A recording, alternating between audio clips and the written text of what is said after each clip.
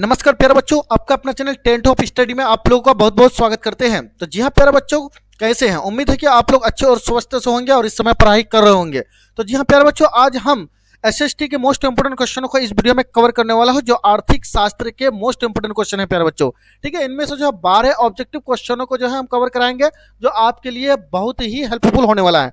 इसके बाद जो है प्यारे बच्चों, आप लोगों को जो है 7 जो है हम क्या करेंगे, लघु उत्तरीय प्रश्न यानी सब्जेक्टिव क्वेश्चनों को हम कवर करेंगे। ठीक है, जो 7 महत्वपूर्ण क्वेश्चन है, इनके बाद जो है दीर्घ उत्तरीय प्रश्नों को कवर कराएंगे। आप शुरू से लेकर अंत तक बने रहिएगा। तो जी हाँ प्यारे बच्चों, बहुत ही तेजी के साथ क्वेश्चन नंबर 1 को सॉल्व करते हैं। ठीक है, तो ज्यादातर जो है व्यापार और भूमंडलीकरण से संबंधित जो है ऑब्जेक्टिव क्वेश्चनों को कवर कराएंगे, जो एग्जामिनेशन को देखने में मिलेगा इस तरह का प्रश्न। जी हाँ प्यारे बच्चों, आइए क्वेश्चन नंबर 1 को बहुत ही तेजी के साथ सॉल्व करते हैं। क्वेश्चन नंबर 1 में कहता है कि विश्वव्यापी आर्थिक मंदी संकट किस वर्ष आरंभ हुई थी? तो ए ऑप्शन में कहता है 1914 में, बी में कहता है 1922 में, सी में कहता है 1929 में और डी में कहता है 1925 में। तो क्वेश्चन नंबर 1 का विल बी राइट आंसर जो हो जाएगा प्यारे बच्चों, क्या हो जाएगा? सी हो जाएगा प्यारे बच्चों। आपका 1929 में जो है विश्वव्यापी आर्थिक मंदी संकट आरंभ हुई थी। आइए क्वेश्चन नंबर 2 का कवर करते हैं कि एशिया और यूरोप के बीच यानी कौन प्राचीन स्थल व्यापारिक मार्ग था? तो ए में कहता है सूती मार्ग, बी में कहता है रेशम मार्ग, सी में कहता है उत्तरी पथ और डी में कहता है दक्षिणी पथ। तो क्वेश्चन नंबर 2 का will be the right answer जो हो जाएगा प्यारे बच्चों, क्या हो जाएगा? बी हो जाएगा, जो रेशम मार्ग हो जाएगा प्यारे बच्चों। ठीक है, आइए क्वेश्चन नंबर 3 को कवर करते हैं। क्वेश्चन नंबर 3 में कहता है कि द्वितीय महायुद्ध के बाद यूरोप में कौन सी संरचना का उदय आर्थिक दुष्प्रभाव को समाप्त करने के लिए हुआ था? ए कहता है सार्क, बी में कहता है नाटो, सी में कहता है ओपेक और डी में कहता है यूरोपीय संघ। क्वेश्चन नंबर 3 का राइट आंसर जो हो जाएगा प्यारे बच्चों, क्या हो जाएगा? डी हो जाएगा, जो यूरोपीय संघ। द्वितीय महायुद्ध के बाद यूरोप में कौन सी संस्था का उदय हुआ था? यानी यूरोपीय संघ संस्था का जो है उदय हुआ था प्यारे बच्चों। ठीक है, आज क्वेश्चन नंबर 4 को कवर करते हैं कि विश्व व्यापार संगठन का मुख्यालय कहाँ है? विश्व व्यापार संगठन का व्यापार कहाँ है प्यारे बच्चों? तो ए ऑप्शन में है जेनेवा, बी में कहता है पेरिस, सी में कहता है न्यूयॉर्क और डी में कहता है वाशिंगटन।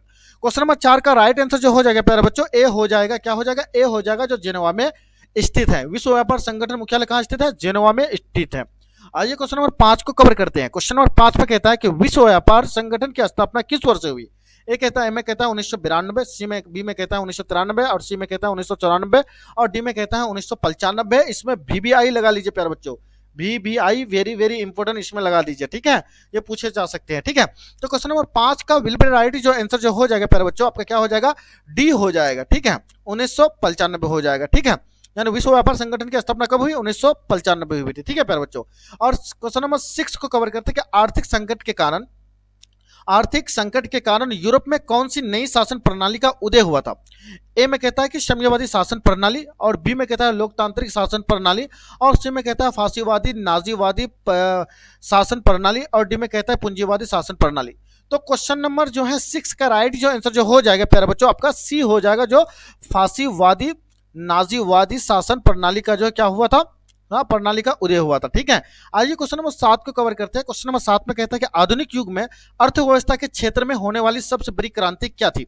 ए कहता है वाणिज्य क्रांति, बी में कहता है औद्योगिक क्रांति, सी में कहता है साम्यवादी क्रांति, डी में कहता है भौगोलिक खोज। क्वेश्चन नंबर 7 का राइट आंसर जो हो जाएगा प्यारे बच्चों, बी हो जाएगा। क्या हो जाएगा? बी हो जाएगा, जो औद्योगिक क्रांति हो जाएगा। आइए क्वेश्चन नंबर 8 को कवर करते हैं कि भूमंडलीकरण की शुरुआत किस दशक में हुई? ए में कहता है 1990 के दशक में, बी में कहता है 1960 के दशक में और सी में कहता है 1970 के दशक में, डी में कहता है 1980 के दशक में। क्वेश्चन नंबर 8 का राइट जो आंसर जो हो जाएगा प्यारे बच्चों, ए हो जाएगा, जो 1990 के दशक में भूमंडलीकरण की शुरुआत हुई थी। आइए क्वेश्चन नंबर 9 को कवर करते हैं कि ब्रिटेन वुड सम्मेलन किस वर्ष से हुआ था? ए कहता है 1947, बी में कहता है 1948, सी में कहता है 1944 और डी में कहता है 1952। तो क्वेश्चन नंबर 9 का राइट जो आंसर जो हो जाएगा प्यारे बच्चों, आपका सी हो जाएगा, जो 1944 में हुई थी। ठीक है, आइए क्वेश्चन नंबर 10 को कवर करता है कि गिरमिटिया किसे कहा जाता है? गिरमिटिया किसे कहा जाता है प्यारे बच्चों? ए कहता है कि अनुबंधित मजदूर को और बी में कहता है कि रोगियों को, सी में कहता है छिपकली को, डी में कहता है अंग्रेजों को। क्वेश्चन नंबर 10 का राइट जो आंसर जो हो जाएगा प्यारे बच्चों, ए हो जाएगा, जो अनुबंधित यानी मजदूरों को कहा जाता है, गिरमिटिया कहा जाता है। ठीक है, क्वेश्चन नंबर 11 को कवर करते हैं गिरमिटिया मजदूर बिहार के किस क्षेत्र से भेजे जाते थे? ए में कहता है पूर्वी क्षेत्र में, बी के पश्चिमी क्षेत्र में, सी में कहता है उत्तरी क्षेत्र में, डी में कहता है दक्षिणी क्षेत्र में। क्वेश्चन नंबर 11 का राइट आंसर जो हो जाएगा प्यारे बच्चों, बी हो जाएगा। क्या हो जाएगा? बी हो जाएगा, जो पश्चिमी क्षेत्र से जो है गिरमिटिया मजदूर बिहार के क्षेत्र से भेजे जाते थे। ठीक है, आइए क्वेश्चन नंबर 12 को कवर करते हैं कि भारत सदस्य नहीं है। भारत सदस्य किस चीज का नहीं है? एक कहता है डचेसस का और बी में कहता है ओपेक का और सी में कहता है G15 का और डी में कहता है WTO WTO का। क्वेश्चन नंबर 12 का राइट आंसर जो हो जाएगा बी हो जाएगा प्यारे बच्चों, जो ओपेक का हो जाएगा, ठीक है, जो सदस्य नहीं है। तो जी हाँ प्यारे बच्चों, ये था ऑब्जेक्टिव क्वेश्चन, ठीक है, जो आपका बहुत ही इंपोर्टेंट महत्वपूर्ण क्वेश्चन था, ठीक है प्यारे बच्चों।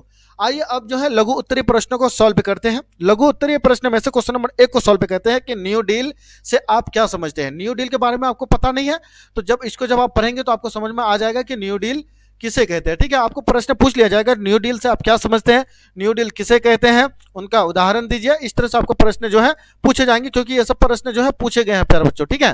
तो न्यू डील से आप क्या समझते हैं, तो इसके बारे में जानने का कोशिश करते हैं प्यारे बच्चों। आइए क्वेश्चन नंबर 1 का जो है एक को सॉल्व करते हैं, ठीक है, लघु उत्तरीय प्रश्न में से, ठीक है। न्यू डील किसको कहते हैं, तो ये देखिएगा, आर्थिक मंदी के प्रभावों को समाप्त करने, आर्थिक मंदी के जो प्रभाव दुष्प्रभाव जो था, ठीक है, उसको समाप्त करने एवं उसे नियंत्रित करने के उदय में 1932 में अमेरिकी राष्ट्रपति फ्रैंकलिन डी रूजवेल्ट ने नई आर्थिक नीति अपनाई, जिसे हम न्यू डील के नाम दिया गया है। आई होप कि आप लोग समझ गए होंगे।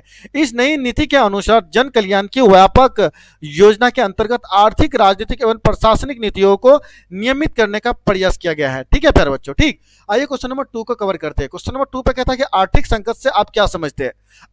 आर्थिक संकट किसे कहते हैं, आर्थिक संकट से आप क्या समझते हैं, उदाहरण सहित, ठीक है, क्या कहते हैं, उदाहरण सहित जवाब दीजिए। इस तरह से जो है प्रश्न आपको पूछे जाएंगे प्यारे बच्चों, ठीक है। तो आप जान लेते हैं क्वेश्चन नंबर 2 को कि आर्थिक संकट से आप क्या समझते हैं, देखिएगा, ठीक है। आर्थिक समझते से आप क्या समझते हैं, तो 2 में कहता है कि आर्थिक मंदी की अर्थव्यवस्था में आने वाली वैसी स्थिति है जब कृषि, उद्योग तथा व्यापार का विकास अवरुद्ध हो जाए, लाखों लोग बेरोजगारी की स्थिति में आ जाते हैं, बैंकों और कंपनियों का क्या होता है कि दिवालिया यापन तथा वस्तु और मुर्दा दोनों की वजह बाजार में कोई कीमत नहीं रह जाती है, तो उसे हम क्या कहते हैं, आर्थिक, क्या कहते हैं प्यारे बच्चों, उसे हम आर्थिक संकट कहते हैं, ठीक है। आइए क्वेश्चन नंबर 3 को कवर करते हैं कि रेशम मार्ग से आप क्या समझते हैं। तो रेशम मार्ग के बारे में हम जानेंगे प्यारे बच्चों, रेशम मार्ग से आप क्या समझते हैं, ठीक है। देखिएगा क्वेश्चन नंबर 3 को, रेशम मार्ग में कहता है कि ईसा के आरंभिक सदस्यों में सबसे प्रमुख मार्ग रेशम मार्ग था। क्या कहता है कि ईसा की आरंभिक सदियों में सबसे प्रमुख मार्ग जो था वो रेशम मार्ग था, ठीक है। और चीनी व्यापारी इसी मार्ग से रेशम विभिन्न देशों तक ले जाते थे। चीनी मार्ग जो है, जो चीन के जो मार्ग था, ठीक है, तो रेशम मार्ग को विभिन्न देशों तक ले जाते थे, ठीक है, इसी मार्ग से लेकर के जाते थे, रेशम मार्ग से, ठीक है। रेशम मार्ग चीन से आरंभ होता था तथा क्या कहता है कि जर्मनी मार्ग द्वारा ही मध्य एशिया होते हुए यूरोप तक जाता था, ठीक है प्यारे बच्चों। और मध्य एशिया से इसकी एक शाखा भारत तक भी आती थी, यानी इसी प्रकार समुद्र रेशम मार्ग से भी एशिया, यूरोप तथा अफ्रीका से जुड़े थे। और एशिया में जो है क्या भारत भी आ जाता है, ठीक है, इनमें बहुत सारे देश आ जाता है, ठीक है, बड़े बड़े जो यूरोप से जो है, एशिया से जो है क्या रखते थे, संबंध रखते थे, ठीक है। इसी राष्ट्र से चीनी पोर्ट की वस्त्र, मसाले, असंगठित पदार्थ विश्व के विभिन्न भागों तक ले जाते थे। और सिल्क मार्ग से सिर्फ व्यापारी ही नहीं बल्कि सांस्कृतिक आदान प्रदान भी हुआ था, और तत्कालिक व्यापार जगत में इस मार्ग को महत्वपूर्ण यानी भूमिका थी, ठीक है प्यारे बच्चों। आई होप कि आप लोग समझ गए होंगे। आइए क्वेश्चन नंबर जो है 4 को कवर करते हैं कि विश्व बाजार किसे कहते हैं। विश्व बाजार से आप क्या समझते हैं, विश्व बाजार कब हुआ था, इस तरह से प्रश्न आपको जो है पूछे जाएंगे प्यारे बच्चों, ठीक है। तो विश्व बाजार किसे कहते हैं इसके बारे में हम जानेंगे। 4 नंबर में कहता है कि विश्व बाजार जहां विश्व के विभिन्न देशों की व्यापारी सामानों की खरीद बिक्री करते हैं, तो उस विश्व बाजार अंतरराष्ट्रीय बाजार कहते हैं। आधुनिक यूरोप में भौगोलिक खोजों, पुनर्जागरण, राष्ट्रीय राज्य के उदय एवं वाणिज्यवाद की उत्पत्ति के बाद विश्व बाजार का तेजी से विकास हुआ था।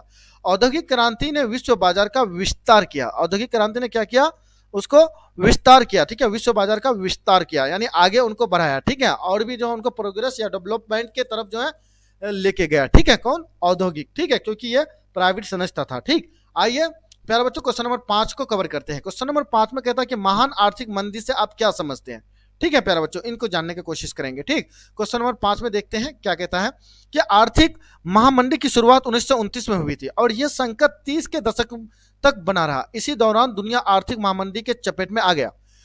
महामंदी से रोजगार, आय और व्यापार में गिरावट आई। कृषि क्षेत्र पर इसका सबसे बुरा असर पड़ा। कृषि उत्पादक में अधिक वृद्धि होने से उसके खरीदार की कमी हो गई। जिससे कृषि उत्पादों की कीमतों गिर गई और इससे कृषि एवं उद्योगपति दोनों की स्थिति खराब हो गई। उद्योगपतियों की यानी जो व्यापार थे, जो बिजनेसमैन थे, और जो कृषि यानी जो फार्मर थे, दोनों की जो क्या हुई, मुझे स्थिति जो है खराब हो गई। ठीक है, आई होप कि आप लोग समझ गए होंगे। क्वेश्चन नंबर 6 को कवर करते हैं। ठीक है, क्वेश्चन नंबर 6 में कहता है कि भूमंडलीकरण किसे कहते हैं। भूमंडलीकरण किसे कहते हैं प्यारे बच्चों, देखिएगा भूमंडलीकरण किसे कहते हैं, क्वेश्चन नंबर 6 में कहता है। ठीक है, भूमंडलीकरण के बारे में जान लेते हैं। ठीक है प्यारे बच्चों, भूमंडलीकरण राजनीतिक, आर्थिक, सामाजिक, वैज्ञानिक तथा सांस्कृतिक जीवन के विश्वव्यापी समायोजन की प्रक्रिया है जो विश्व के विभिन्न भागों में लोगों को भौतिक एवं मनोवैज्ञानिक स्तर पर एकीकृत करने का सफल प्रयास करता है। उसे हम क्या कहते हैं, भूमंडलीकरण कहते हैं प्यारे बच्चों। ठीक है, क्वेश्चन नंबर 7 को कवर करते हैं प्यारे बच्चों। क्वेश्चन नंबर 7 में कहता है कि ब्रिटेन वुड्स सम्मेलन का मुख्य उद्देश्य क्या था। ब्रिटेन वुड्स सम्मेलन का मुख्य उद्देश्य क्या था प्यारे बच्चों, देखिए 7 नंबर में क्या कहता है। ठीक है, कि ब्रिटेन वुड्स सम्मेलन जुलाई 1944 में अमेरिका के न्यू हैम्पशायर स्थान पर हुआ था, यानी जिसका मुख्य उद्देश्य औद्योगिक विश्व में आर्थिक स्थिरता एवं पूर्ण रोजगार था, क्योंकि इसी आधार पर विश्व शांति स्थापित की जा सकती थी। ठीक है, इसलिए ब्रिटेन वुड्स सम्मेलन जो है 1944 में हुआ था। आपको ऑब्जेक्टिव में पूछ सकता है। ठीक है, इनके इस भी। ठीक है प्यारे बच्चों, तो जी हाँ प्यारे बच्चों, ये थे लघु उत्तरीय प्रश्न थे। अब जो हम दीर्घ उत्तरीय प्रश्न को सॉल्व करने का कोशिश करते हैं प्यारे बच्चों। ठीक है, तो दीर्घ उत्तरीय प्रश्न का जो है क्वेश्चन नंबर 1 को सॉल्व करते हैं कि नई आर्थिक नीति क्या है, विवेचना करें। ठीक, तो जान लेते हैं। ठीक, दीर्घ उत्तरीय प्रश्न का क्वेश्चन नंबर 1 को। ठीक है, कि आर्थिक महामंदी के आरंभ अमेरिका में हुआ था, जो 1929 में 1933 तक बना रहा। महामंदी से उबरने के लिए रूजवेल्ट ने नई आर्थिक नीति अपनाई। इस नई नीति के अनुसार जन कल्याण की व्यापक योजना बनाई गई। इसका प्रमुख उद्देश्य कृषि और उद्योग में संतुलन स्थापित करना साथ ही मानव समाज और संवेदनशीलता को सुरक्षित रखना भी था। जन कल्याण के तहत रेल मार्ग, सड़क पर पुल एवं स्थानीय विकास के कार्य के लिए ऋण दी गई ताकि रोजगार के नए अवसर उपलब्ध हो सके। औद्योगिक क्षेत्र में व्यापार और उत्पादन का क्या होता है, नियमन, मजदूरी में वृद्धि, काम के घंटे तक तय करना, मूल्यों में वृद्धि को रोकना इत्यादि कार्य किए गए हैं। कृषि क्षेत्र में किसानों की यानी क्रय शक्ति तथा सामान्य आर्थिक स्थिति में युद्ध के पूर्व के स्तर पर ले जाने का प्रयास हुआ। ठीक है प्यारे बच्चों, आइए क्वेश्चन नंबर 2 को कवर करते हैं। क्वेश्चन नंबर 2 पे कहता है, ध्यान से देखिए, भूमंडलीकरण का आम लोगों के जीवन में आने वाले परिवर्तनों को स्पष्ट करें। ठीक है प्यारे बच्चों, तो दीर्घ उत्तरीय प्रश्न में से मैं 2 ही प्रश्नों को जो है हम कवर करेंगे प्यारे बच्चों। ठीक है, आइए क्वेश्चन नंबर 2 का राइट आंसर को देखते हैं। ठीक है, क्वेश्चन नंबर 2 में कहता है, भूमंडलीय राजनीतिक, आर्थिक, सामाजिक, वैज्ञानिक तथा सांस्कृतिक जीवन के विश्वव्यापी समायोजन की प्रक्रिया को कहा जाता है, और यह विश्व स्तर पर लोगों को भौतिक, सांस्कृतिक एवं मनोवैज्ञानिक स्तर पर एकीकृत कर एक रूपता लाने का प्रयास करता है प्यारे बच्चों। ठीक है, तो आई होप कि आप लोग समझ गए होंगे। अगर मेरा चैनल को अभी तक सब्सक्राइब और शेयर नहीं किया है तो जम के सब्सक्राइब करके शेयर कर दीजिए अपने दोस्तों को, ताकि इस तरह का वीडियो का फायदा आप भी उठा पाएंगे और आपके सभी दोस्त भी उठा पाएंगे। नेक्स्ट वीडियो आपके बीच लेकर के मिलूंगा। थैंक यू प्यारे बच्चों।